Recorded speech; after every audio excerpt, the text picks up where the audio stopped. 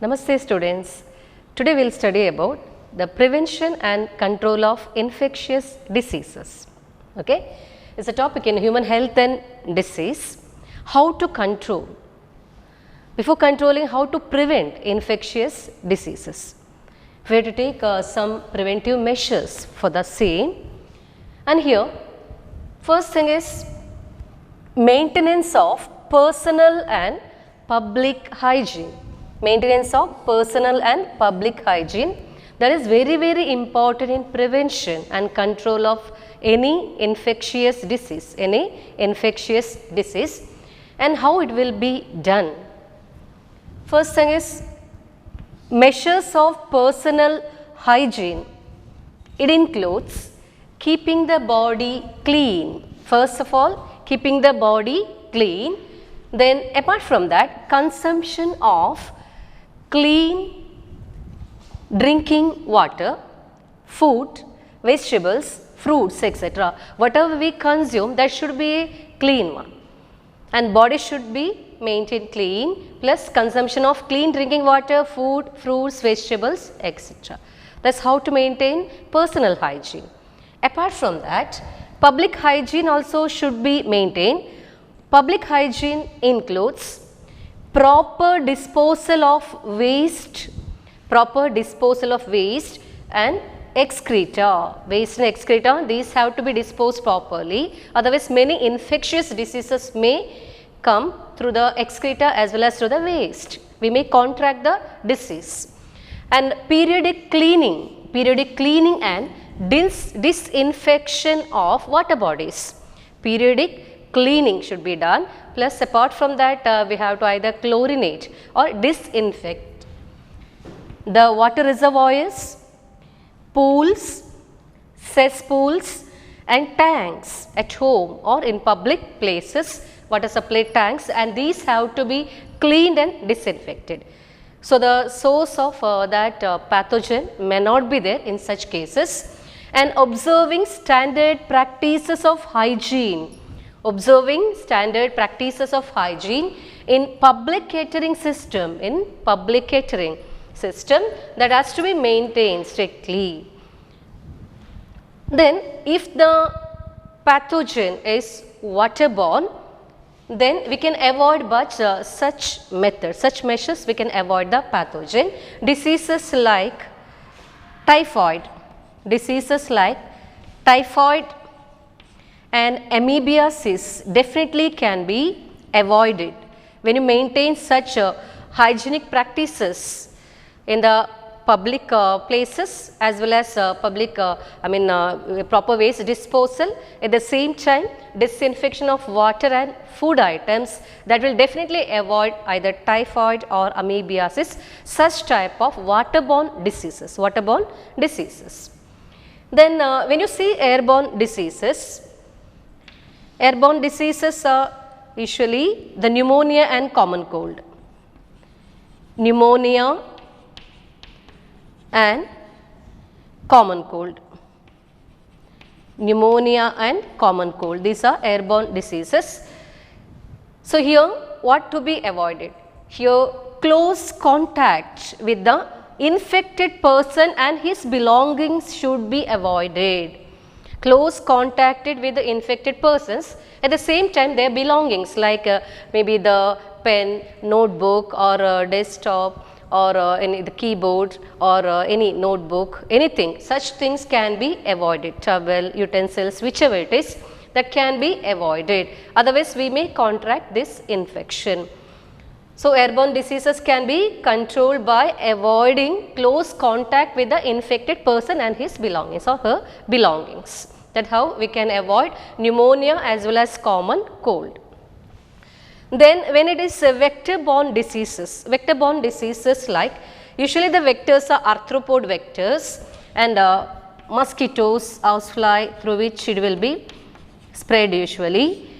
And here the diseases like malaria, or it can be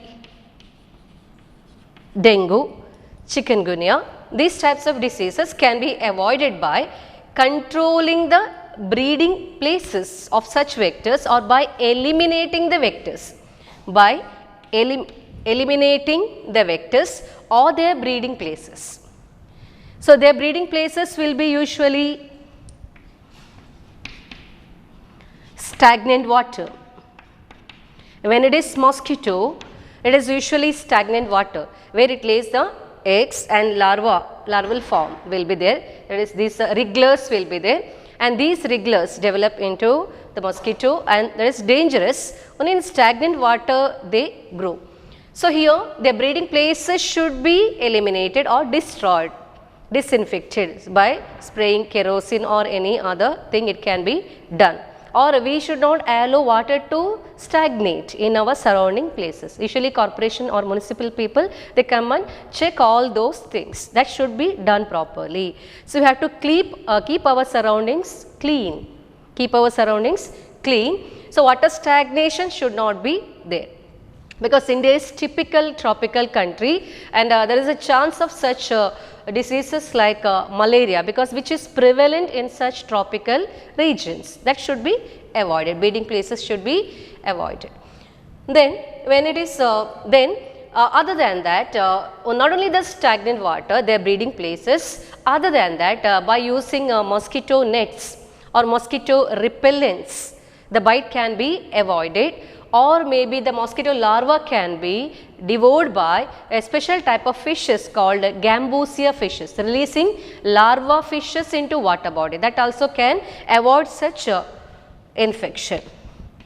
Gambusia is a small fish which will be eating the mosquito larvae. So, these are larvivorous fishes. Larvivorous fishes. Gambusia larvivorous in nature, they feed on the mosquito larvae. So, when the larvae are not there, then definitely mosquitoes won't be there. So, we may not get the disease, or infection. Okay. Then other than that, many advancements in the field of biological science, actually that has enabled us to fight against different types of diseases, and here it is in the form of vaccine. It is in the form of vaccine or immunization program, which already we are practicing. So, and in the form of immunization programs, so it is possible to eradicate some of the diseases like smallpox. This was possible because of that vaccination. So, vaccination and immunization program, there is a very important step in the field of medicine. So, it is due to the contribution of biology. Okay. So, these are the prevention and control measures to be taken to avoid different types of infectious diseases. Okay, now let us study. In our surrounding, there are many microorganisms. When you open the mouth, when we breathe, many of the microorganisms, they enter our body. But every time we don't fall sick. What is the reason for that? We have our own defense mechanism. So, such a wonderful thing, our bodies, where such defense mechanism works. There are soldiers in our body. These are the WBCs or white blood cells or the leukocytes. They fight with the infectious agent. They will not allow them to get established in our body. But when they win, the infectious agent win, definitely they can get established in the body.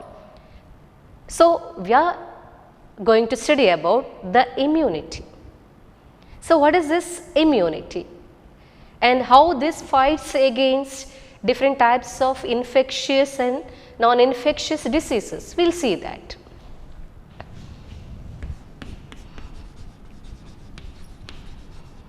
Immunity.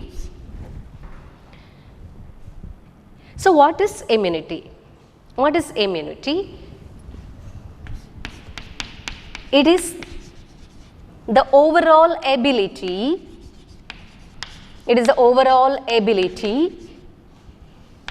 of the host to fight the disease causing agents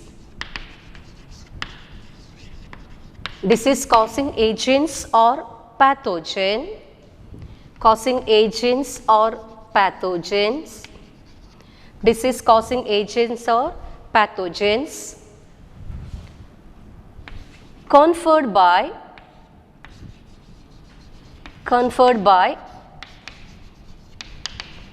the immune system, conferred by the immune system.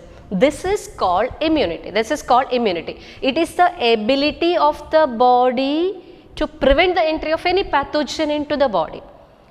In simple terms, that will not allow the pathogen to enter the body. Suppose it allows to enter the body, it will fight against that, it will destroy it. That's how it works in our body. So it is the overall ability of the host body, our body, host, to fight the disease causing agent or the pathogen, and that is conferred by the immune system of the body. Okay, that's what is called immunity. We have, at the time of birth only, we have some level or some sort of immunity in the body, and definitely when the baby is born, from mother's system the baby gets immunity.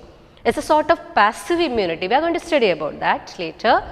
But the type of immunity at the time of birth, what we have is called innate immunity.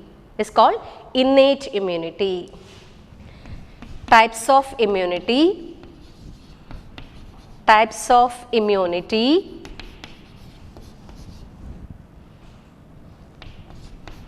Innate immunity. Innate immunity, and the other type is acquired immunity. It is acquired later on, not at the time of birth. So innate immunity and acquired immunity.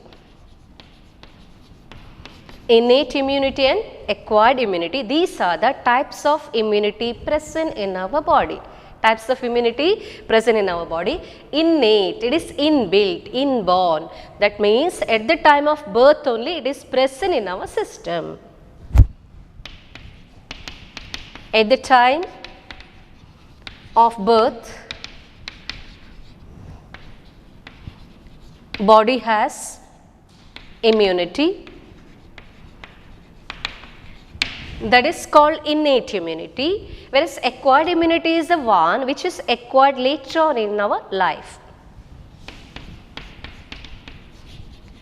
Acquired later on due to exposure to pathogens. It is acquired later on due to exposure. Our body is exposed to a pathogen. At that time we acquire some immunity. That is called acquired immunity. Is because of infection we develop immunity. Whereas the first one, innate immunity, is the one which is present at the time of birth only, and when the body is formed at the time of birth only, such type of immunity exists. That is innate immunity. There is a difference between innate and acquired immunity. Okay? And innate immunity, when you study, the types we have to study in innate immunity. It is a generalized type of immunity. It behaves in the same way towards all types of infection. Andre, if it is bacteria or virus or protozoan, the behavior is same towards all types of infection. Whereas acquired immunity will be a more specific type of immunity, we can say. It's a specific type of immunity towards particular pathogen. First we will study about innate immunity.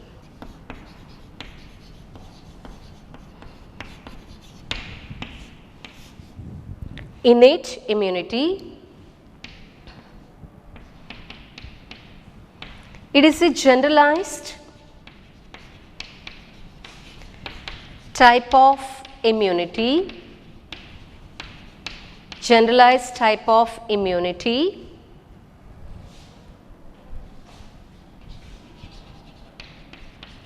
which is non-specific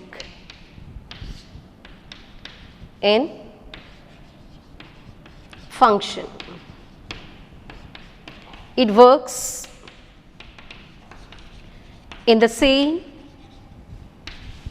manner towards all types of infections. All types of infection, it behaves in the same pattern. So, it is a generalized type of immunity or non-specific type of immunity. Okay. So, we will see the types of such innate immunity. There are 4 such types of innate immunity in that. Types of innate immunity. Types of innate immunity. Types of innate immunity.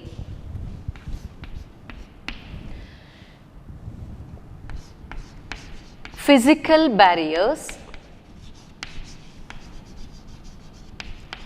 Physical barriers.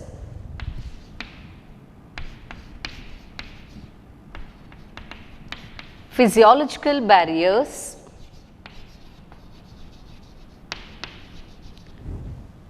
Physical barriers, physiological barriers, cellular barriers, and the 4th one is cytokine barriers. These are the types of innate immunity: physical barriers, physiological barriers, cellular barriers, cytokine barriers. Physical barriers are otherwise known as surface barriers. Otherwise known as surface barriers. Physical barriers otherwise known as surface barriers. And physiological barriers, then cellular barriers otherwise known as cytological barriers, cytological barriers, and cytokine barriers are in the form of a secretion. We will see that. First one is physical barrier or the surface barrier. So, which acts as the surface barrier? It is a non-specific type of defense mechanism which works in the same pattern towards all sorts of pathogen. So, here surface barriers or physical barriers are skin acts as physical barrier,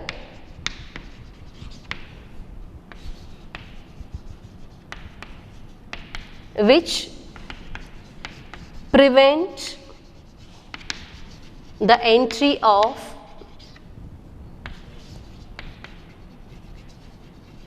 pathogens into the body, which prevents the entry of pathogens into the body. But what type of skin? It should be unbroken skin or intact skin.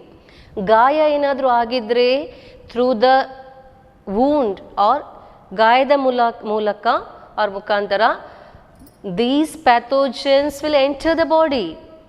So, when we say about physical barrier or the surface barrier, this has to be intact skin or unbroken skin. ನೆನಪಿಟ್ಕೊಳ್ಳಿ. The skin should be intact or unbroken skin. This is acting as surface barrier or physical barrier that will prevent the entry of pathogen into the body. If there is any wound or lesions, then definitely through the wound or lesion the pathogen may gain entry and it may get established in the body. To avoid that, there should be skin working as a barrier in the form of unbroken or intact skin. Then only it will not allow the entry of pathogen. Still there it may enter also sometimes, that we will see. There is different lines of defense working. So, first line, second line. So, if it enters through the skin, there is some other mechanism working against this pathogen, and if that fails, then another mechanism will be working. If all these fails, there is specific defense mechanism that will be working. See, at different levels it is working. Soldiers are at different levels in the body. That means not a one step program it is. Stepwise, or maybe all of them acting together. It's not one after the other. So, there will be so many mechanisms in the body which will try to destroy the pathogen that has entered the body, which will be disturbing our system. So, we have got such a wonderful mechanism in the body. Here, unbroken skin or intact skin acts as the surface barrier or physical barrier, and here along with that mucus coating of the epithelium. See, along with that it is the mucus coating of epithelium, lining of respiratory tract,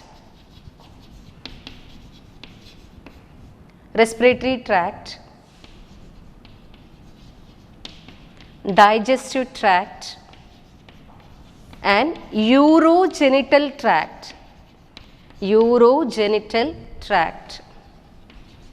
All these act as physical barriers. Physical barrier. Barrier andre tade gode iddage. They prevent the entry. ಒಂದು ಗೋಡೆ ಕಟ್ಟಿದ್ರೆ ಹೇಗೆ ಒಳಗೆ ಬರಲಿಕ್ಕೆ ಆಗೋದಿಲ್ವೋ, it is similar to that. It is a barrier, obstacle, ಅಡ್ಡಿ ಪಡಿಸ್ತದೆ. So that is called physical barrier. Mucus coating of epithelium lining. Epithelium will be there, epithelial tissue will be there. So which will be lining the respiratory tract, digestive tract and that is gastrointestinal. Digestive tract is specifically known as gastrointestinal tract. It is nothing but gastrointestinal tract, because entry of pathogen is common in this region. And in all these region, and apart from that urogenital tract is also there. In all these region there is epithelial lining.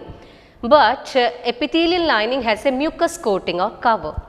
Mucus is slimy substance and that will trap the pathogen in it, so that pathogen cannot get established in such system. So that is also a surface barrier. ಹೊರಗಿಂದವೇ ತಡೆಗಟ್ಟುತ್ತದೆ. So it will not allow the entry into the cell. Got it? So here mucus coating of epithelium, lining of respiratory tract, gastrointestinal tract or digestive tract and urogenital tract, they too act as physical barrier along with skin.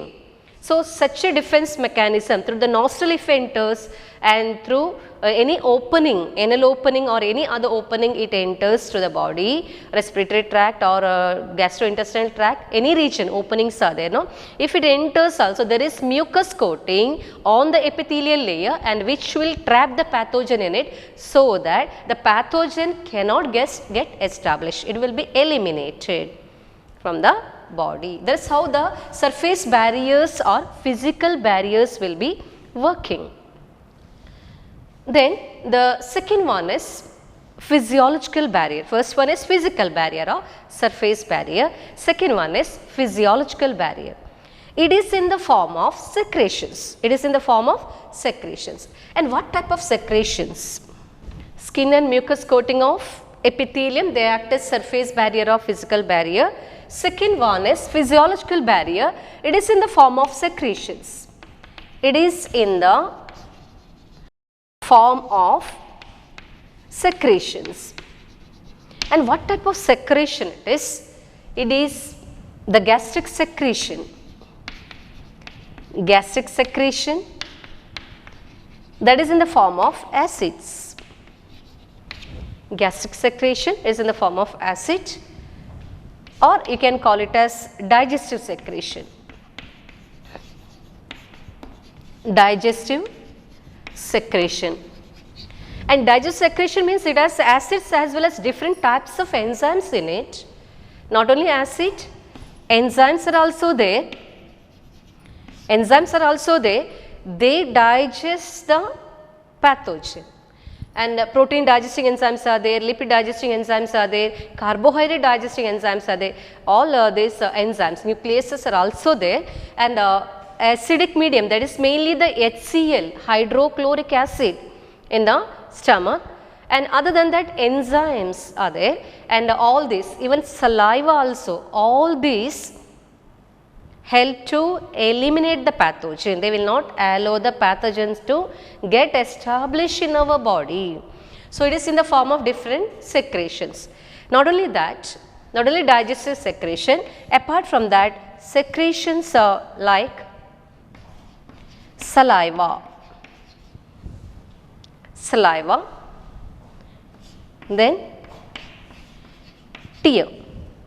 And what is common here? It is these are the secretions which will prevent the entry of pathogen in the body, and these secretions, they possess antibacterial enzyme. They possess antibacterial enzyme, that is lysozyme. The antibacterial enzyme is called lysozyme. Antibacterial enzyme is called lysozyme. And lysozyme destroys or kills the bacteria. So, because of that these secretions are very effective in defense mechanism. At the same time, saliva as well as tear, they have another antibody also, that is secretory immunoglobulin or immunoglobulin A.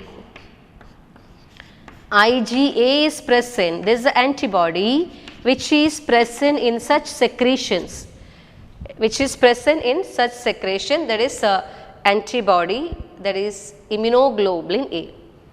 Saliva, tear. Apart from that, sweat also has lysozyme in it. At the same time, immunoglobulin A is there in the sweat.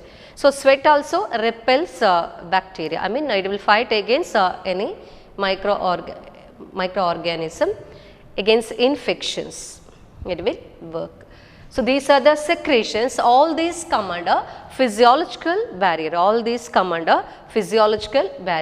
Physiological barriers are in the form of secretions. It can be gastric secretion, I mean the digestive secretion, throat, and apart from that saliva, sweat, tear, all these are considered as physiological barrier, and which will not allow the pathogen to get established in the body. There is a kind of physiological barrier. And which is the third type of barrier, that is called cytological barrier or cellular barrier. Cytological barrier or cellular barrier. We will see the cytological barrier or cellular barrier. These are the cells involved in defense mechanism. These are the cells involved in defense mechanism.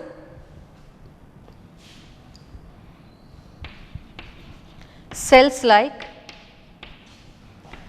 WBC or white blood cells or leukocytes. They take part in such cellular body defense, or they act as cellular barriers. They prevent the entry of pathogen into the body. So, these cells can be cell types, can be polymorpho,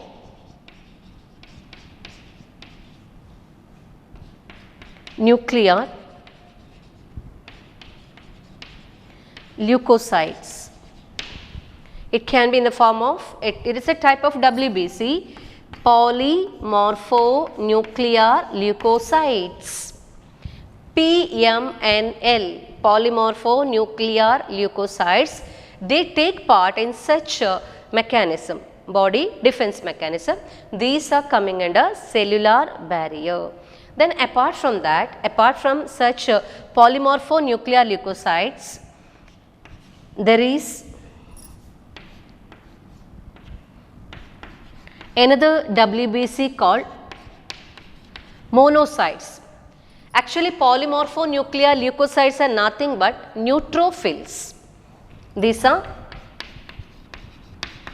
neutrophils. These are a type of WBC called neutrophil. And monocytes are also there. They take part in cellular defense mechanism. Apart from that, there are natural killer cells.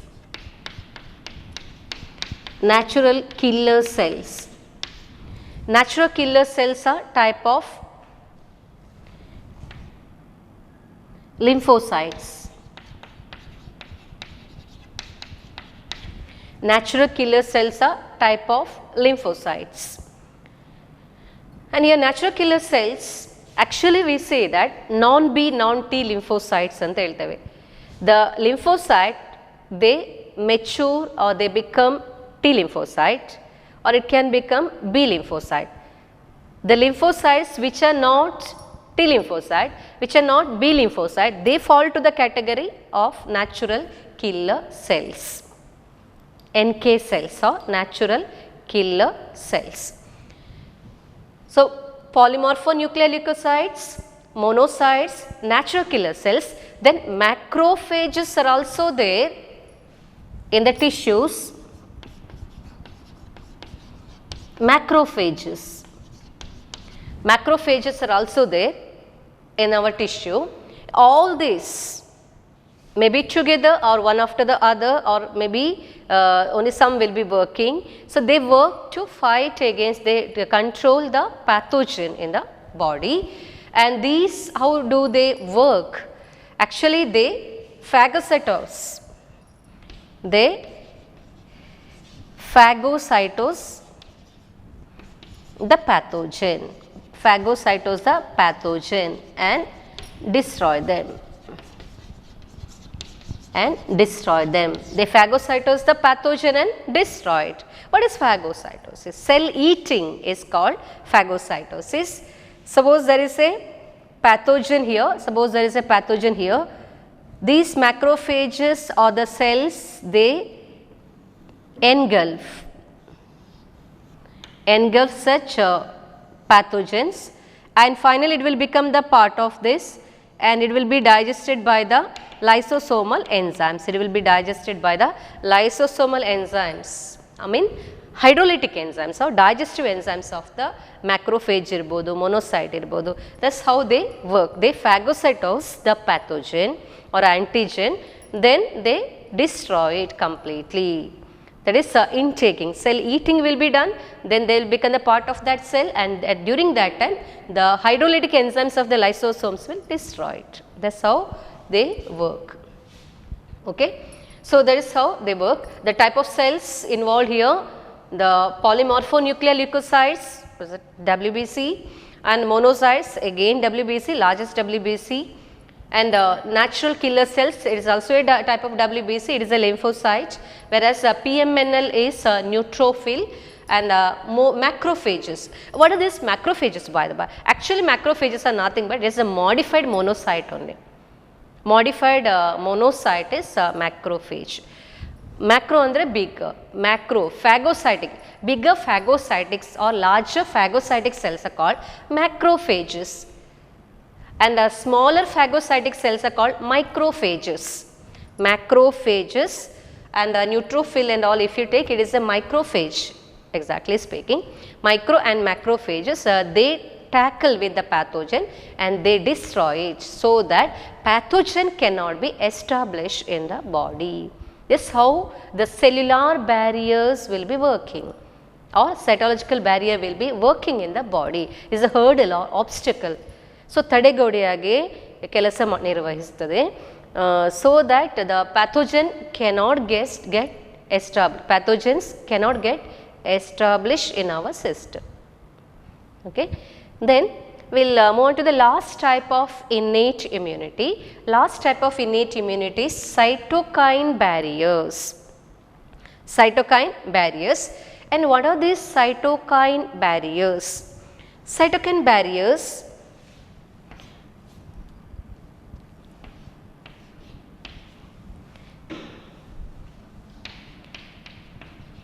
virus infected cells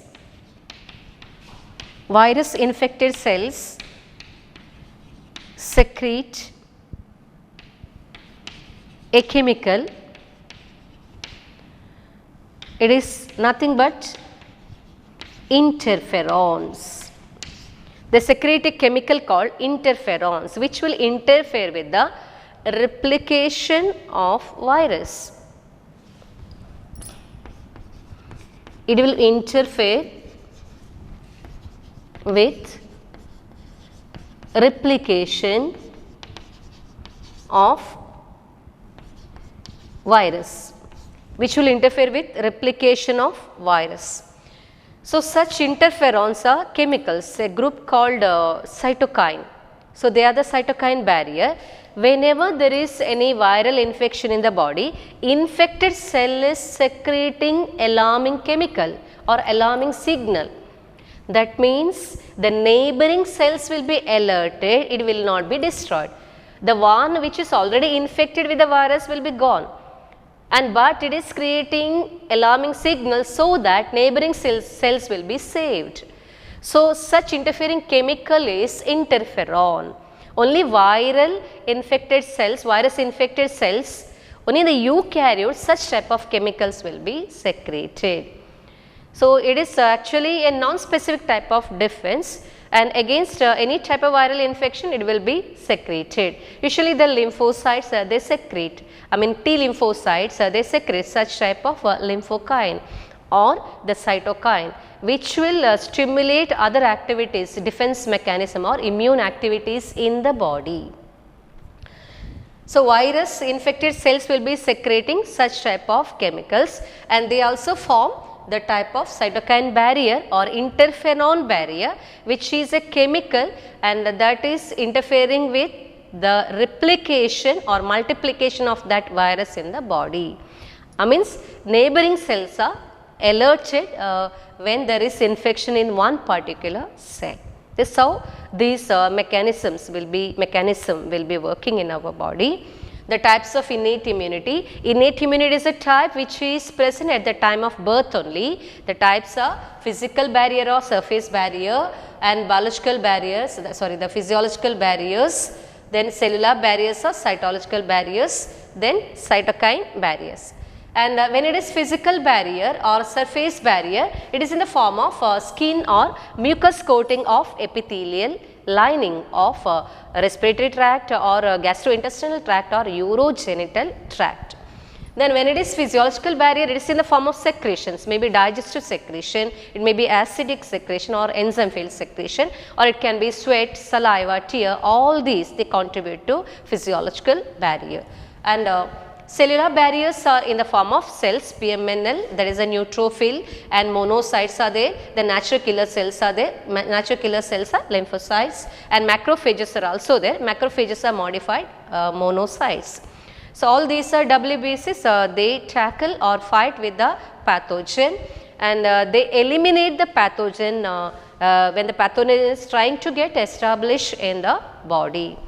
Okay. So, then the last type is cytokine barrier. Here the cytokine barrier is nothing but it is in the form of a chemical called cytokine or interferon, where viral cells, virus infected cells, eukaryotic cells, they secrete such type of chemical, and these interferons interfere with the replication of virus, so that neighboring cells will be alerted. It is an alarming signal. When this chemical is secreted, it gives alarming and a danger signal it provides. So that other cells will be activated and they are ready for attacking the pathogen. That is about cytokine barriers.